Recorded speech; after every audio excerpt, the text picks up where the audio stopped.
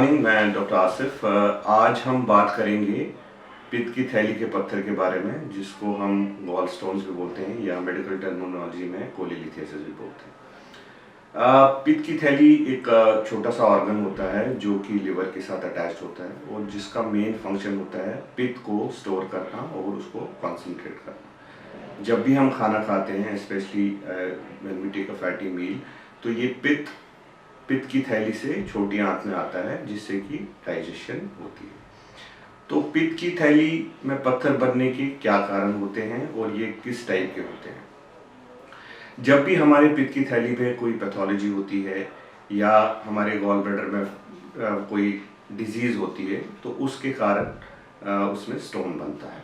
ये बहुत कारणों की वजह से हो सकता है, जैसे कि वायरल इन्फेक्शन, हेपेटाइटिस या ओबेसिटी की वजह से, या किसी पेशेंट में अगर रैपिड वेट लॉस हो, या औरतों में हार्मोनल इम्बैलेंस की वजह से ये स्टोन बनते हैं, जैसे कि कोई लेडी जो है ओरल कंट्रासेप्टिव पिल्स ले रही है या प्रेगनेंसी के दौरान स्टोन बनते हैं, या मल्टीपल प्रेगनेंसीज में भी स्टोन बनते हैं। बच्चों में भी पित्त की थैली में पत्थर बन सकते हैं।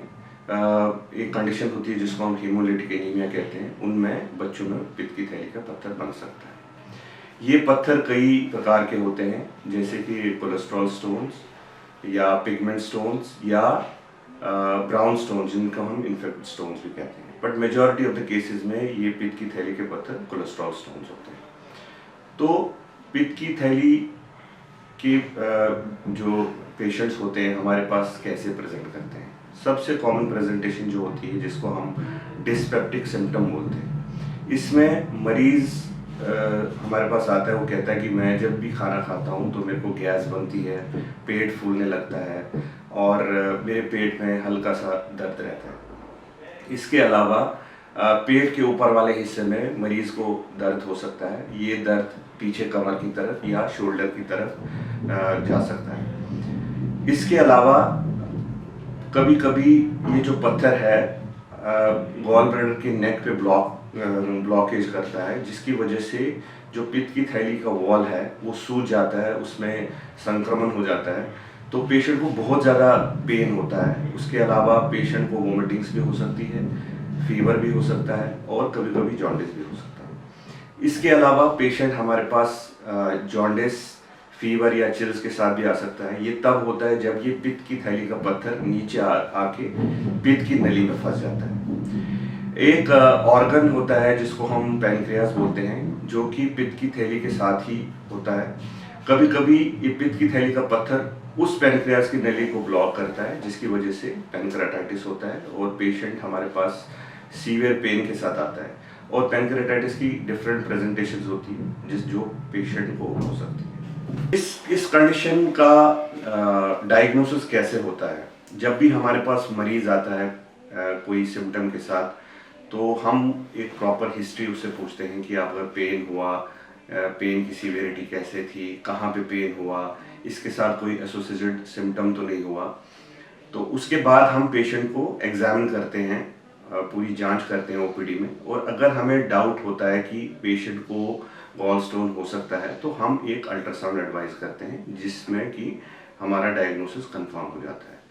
कुछ कंडीशंस में जबकि पेशेंट में कुछ दूसरे सिम्टम हो या अल्ट्रासाउंड में कोई और पैथोलॉजी पिकअप होती है या ब्लड टेस्ट में कोई प्रॉब्लम लगती है, तो हम कुछ कंडीशंस में एमआरआई भी एडवाइस करते हैं, लेकिन ये एक लिमिटेड ग्रुप ऑफ पेशेंट्स में हम एडवाइस करते हैं टू रूल आउट जो पित्त की नली है उसमें स्टोन रूल आउट करने के लिए ये टेस्ट किया जाता है।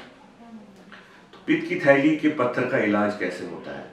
पित्त की थैली का इलाज मेजॉरिटी ऑफ द केसेस में सर्जरी से ही होता है। ये सर्जरी दूरबीन से होती है, जिसको हम लैप्रोस्कोपिक कोलेसिस्टेक्टमी कहते हैं, और ये सर्जरी जनरल एनेस्थीसिया के अंडर होती है। पेशेंट हमारे पास आता है, हम उसको प्रॉपरली इवैल्यूएट करते हैं, कुछ टेस्ट किए जाते हैं जो कि जनरल एनेस्थीसिया के लिए किए जाते हैं। उसके बाद हमारे एनेस्थेटिस्ट पेशेंट को एग्जामिन करते हैं to confirm that he is fit for the surgery. तो पेशेंट को हम सर्जरी करते हैं और दूरबीन से ये सर्जरी होती है, और patient majority of the cases में सेम डे या नेक्स्ट डे डिस्चार्ज होकर घर जा सकते हैं। हमारे पास पेशेंट्स जो भी इस कंडीशन के साथ आते हैं उनके कई सवाल होते हैं, जैसे कि कोई ऐसी दवाई है जिससे पित्त की थैली का जो पत्थर है ये गायब हो जाए, या सिर्फ पत्थर निकाला जाए, या कोई ऐसी प्रॉब्लम तो नहीं होगी कि जो सर्जरी के बाद कोई प्रॉब्लम तो नहीं हो सकती।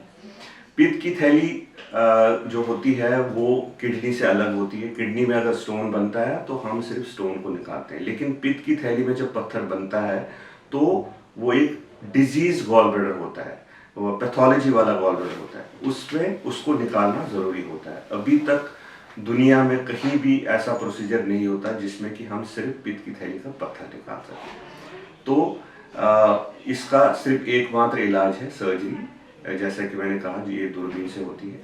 और इसके अलावा कुछ पेशेंट्स होते हैं जिनमें कि हम कहते हैं कि एक जो पत्थर का पहला वाला स्टेज होता है, लिथोजेनिक बाइल या कंसंट्रेटेड बाइल जिन पेशेंट्स में होता है, उनमें हम कुछ दवाई दे सकते हैं जिसमें कि बाइल थोड़ा सा डाइल्यूट हो जाए।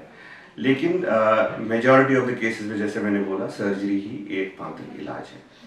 तो लास्ट में मैं यही कहूँगा कि आपको घबराने की बिल्कुल ज़रूरत नहीं है। अगर आप इस कंडीशन से इफेक्टेड हैं तो आप हमारे पास आ सकते हैं। वी विल एग्जामिन यू, हम आपके सारे टेस्ट करेंगे जो कि इस सर्जरी के लिए नीडेड है, और आपको एक सलाह दे सकते हैं। और अगर आपका कोई सवाल है तो इस वीडियो में हमने नंबर दिया हुआ है, उस पर आप कॉल कर सकते हैं। We will be happy to answer all your queries. Thank you very much and have a good day.